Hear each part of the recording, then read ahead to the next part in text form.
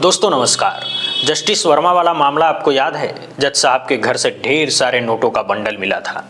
वहां आग लगी थी। आग लगने में नोट के बंडल जल गए थे। पहले कहा गया नोट के बंडल मिले हैं, फिर कहा गया कि नहीं मिले हैं, फिर जांच वांच हुई, सब पता चला और मामला यहां तक पहुंचा कि जस्टिस वर्मा के खिलाफ महाभियोग प्रस्ताव चलाने के लिए राज्यसभा और लोकसभा में बात हुई। राज्यसभा के जगदीप धनखड़ साहब इसको लेकर बहुत एक्टिव थे और अचानक जगदीप धनखड़ साहब का इस्तीफा हो जाता है। तब तक तो ये बात हमारे भी समझ में नहीं आ रही थी। हम कानून के ऐसे जानकार तो नहीं हैं, लेकिन अब लग रहा है कि धनखड़ साहब का इस्तीफा वर्मा साहब को बचाने के लिए किया गया था। दरअसल जस्टिस वर्मा ने कोर्ट के अंदर, सुप्रीम कोर्ट के अंदर एक याचिका दाखिल की थी। इस याचिका में उन्होंने ये कहा कि संविधान के अनुच्छेद 124 के तहत उनको हटाने का जो प्रस्ताव लोकसभा में प्रस्तावित किया गया था, उसको राज्यसभा और लोकसभा दोनों के अध्यक्षों द्वारा मिलकर बनाई गई कमेटी ही जांच कर सकती थी। लेकिन धनखड़ साहब ने तुरंत इस्तीफा दे दिया। इसीलिए जो कमेटी बनी 3 जजों की, जिसमें सुप्रीम कोर्ट के justice Arvind Kumar, Madras high court के जस्टिस मनिंद्रा मोहन श्रीवास्तव और वरिष्ठ वकील बीवी आचार्य थे, वो अकेले लोकसभा के अध्यक्ष ओम बिरला जी ने बना दी। अब सबको ये लग रहा था कि कमेटी बनी है, जांच करेगी, लेकिन जस्टिस वर्मा ने सुप्रीम कोर्ट में जो कुछ कहा और जो कुछ याचिका लगाई और जिसके बाद सुप्रीम कोर्ट ने सरकार से सीधे सीधे ये कहा कि कानून बनाने वाले ही कानून का पालन नहीं कर रहे हैं। इसके पीछे एक बड़ा खेल नजर आ रहा है। क्या सरकार को ये बात पता थी कि राज्यसभा और लोकसभा दोनों के जो अध्यक्ष हैं वो मिलकर जो कमेटी बनाएंगे जांच के लिए, वो लीगल कमेटी होगी? और अगर इसमें लोकसभा के अध्यक्ष अकेले होंगे, अकेले ही वो 3 लोगों की कमेटी बना देंगे, तो ये लीगल नहीं होगी, सुप्रीम कोर्ट में वो टिकेगी नहीं। क्या इसीलिए अचानक जगदीप धनखड़ का इस्तीफा करवा दिया गया? आपको याद है कि जगदीप धनखड़ का ऐसा इस्तीफा हुआ जिसकी कल्पना नहीं की जा सकती थी। जो जगदीप धनखड़ मोदी जी के सामने 90 डिग्री पर झुके रहते थे, जो राज्यसभा के अंदर विपक्ष के सांसदों को अपमानित करते थे, निष्कासित करते रहते थे, वो जगदीप धनखड़ अचानक कहते हैं कि मेरी तबीयत खराब है, इसीलिए मैं इस्तीफा दे रहा हूँ। और यहाँ तक कि उनका विदाई समारोह भी नहीं होता है। उसके बाद धनखड़ साहब एक आधा कार्यक्रमों में गए, छोटे मोटे भाषण दिया, लेकिन लगभग खामोश बैठे हुए हैं।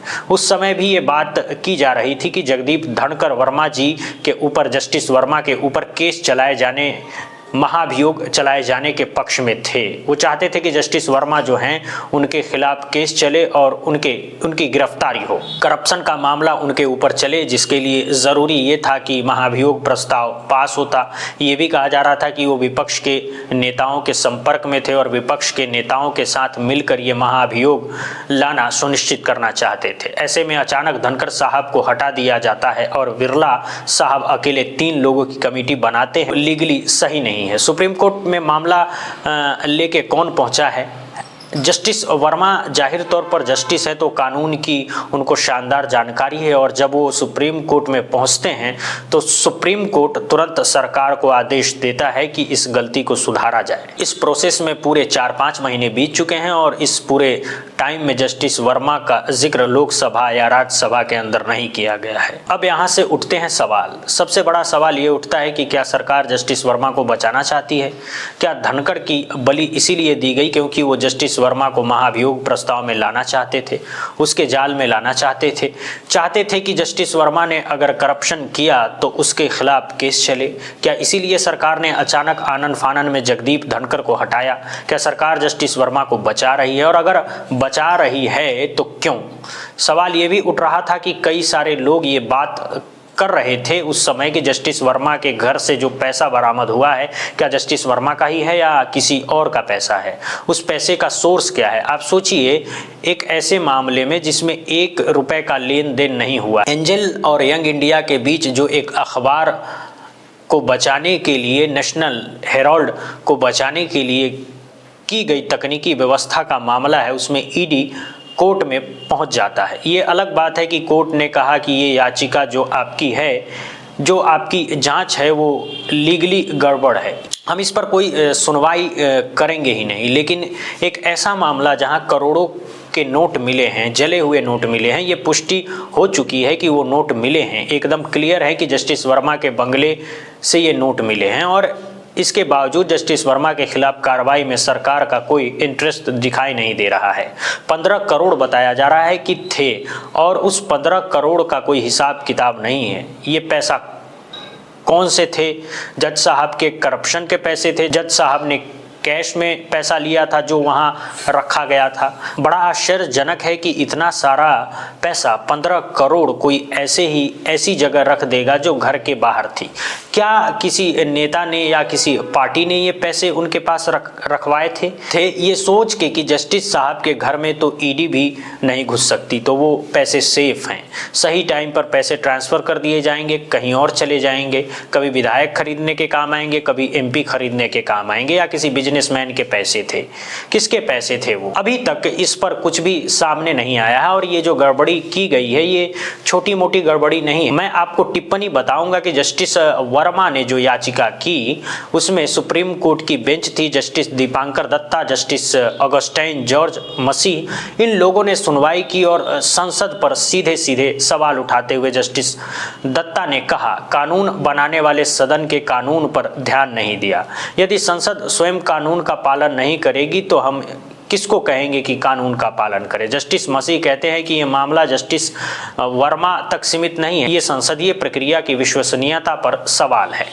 यदि संसद अपने ही कानूनों का पालन नहीं करेगी तो संविधान की नींव हिल जाएगी। और 7 जनवरी 2026 को सुनवाई के लिए लोकसभा स्पीकर, राज्यसभा सचिवालय और मुख्य कानून अधिकारी को नोटिस दिया गया है। अब आप देखिए, ओम बिरला साहब कोई खुद बैठकर ये काम नहीं करने वाले हैं। जाहिर है कि ओम बिरला के सामने, ओम बिरला के आसपास कानून के जानकार होंगे जिन्होंने उनको एडवाइस किया होगा। क्या कानून के उन जानकारों को इस बात का पता नहीं था कि एक हाई कोर्ट के जस्टिस के खिलाफ महाभियोग चलाने के लिए राज्यसभा और लोकसभा दोनों मिलकर कमेटी बनाते हैं? अगर दोनों में से कोई एक अकेले कमेटी बनाएगा तो उसको सही नहीं माना जाएगा। अच्छा, मान लीजिए धनखड़ साहब नहीं थे तो धनखड़ साहब के नहीं होने पर भी राज्यसभा तो चल ही रही थी। उपाध्यक्ष तो थे ही राज्यसभा के हरिवंश जी, तो हरिवंश जी को इस कमेटी में अगर शामिल कर लिया गया होता तो मामला लीगल हो जाता। क्या कानून के जो जानकार बैठे हुए थे ओम बिरला जी के पास, उनको सलाह देने के लिए उनको इतनी ज़रा सी जानकारी नहीं थी?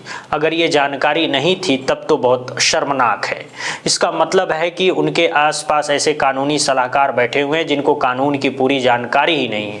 ये तो बहुत ही शर्मनाक बात हो गई। और अगर उनको जानकारी थी, उनके बावजूद 3 लोगों की कमेटी अकेले ओम बिरला से बनवा दी गई। इसका मतलब ये है कि जानबूझकर जस्टिस वर्मा को बचाने का खेल खेला जा रहा था। और ये सबसे बड़ा सवाल यहाँ सामने आया, अगर ये खेल खेला जा रहा था तो समझिए ये बेहद खतरनाक खेल है। अगर 15 करोड़ रुपए कोई जस्टिस वर्मा के यहाँ छुपा कर रख रहा है तो पता नहीं कितने जस्टिस वर्मा होंगे देश में जिनके यहाँ इस तरह का काम चल रहा होगा। और जाहिर है कि जस्टिस हैं, हाई कोर्ट के जस्टिस हैं, तो उनके घर ना पुलिस घुस सकती है, ना इनकम टैक्स घुस सकता है, ना ईडी घुस सकती है। तो इस तरह का अगर खेल चल रहा है तो ये तो बड़ा गंदा और बड़ा भयानक खेल चल रहा है।